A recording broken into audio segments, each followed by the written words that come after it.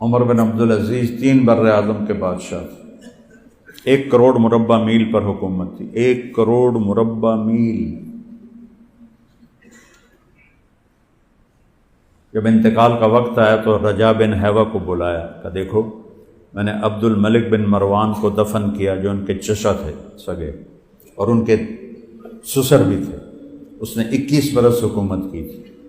تو جب میں نے اس کو قبر میں رکھا اور اس کے کفن کی گرہ کھولی تو اس کا رنگ سیاہ کالا ہو گیا تھا، اس کی یہ جگہیں سیب کی طرح سرخ تھی اور چہرہ قبلے سے ہٹا ہوا تھا۔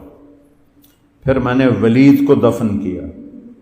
ولید روزانہ تہجد میں 10 سپارے کھڑے ہو کے پڑھتا تھا، 10 سپارے روزانہ کھڑے ہو کے پڑھتا تھا کہ میں نے اسے قبر میں اتارا، کفن کھولا تو رنگ سیاہ کالا اور چہرہ قبلے سے ہٹا ہوا۔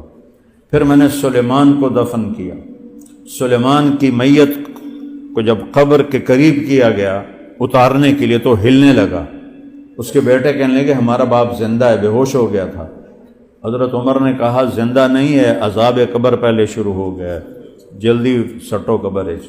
کہ پھر میں اس کی قبر میں اترا۔ سلیمان بن عبد الملک سارے بنو امیہ کا سب سے خوبصورت جوان تھا، 42 سال کی عمر میں مر گیا تھا۔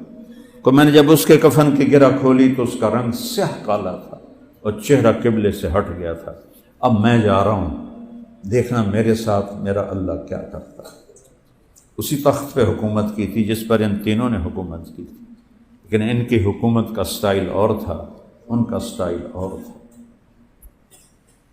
ان کے سالے آئے، مسلم بن عبد الملک، کہنے لگے عمر بچوں کو بھوکا چھوڑ کے جا رہے ہو، کیا کریں گے تیرے بعد؟ کہنے لگے حرام کھلایا نہیں، حلال تھا۔ کہ میرے بچوں کو بلاؤ۔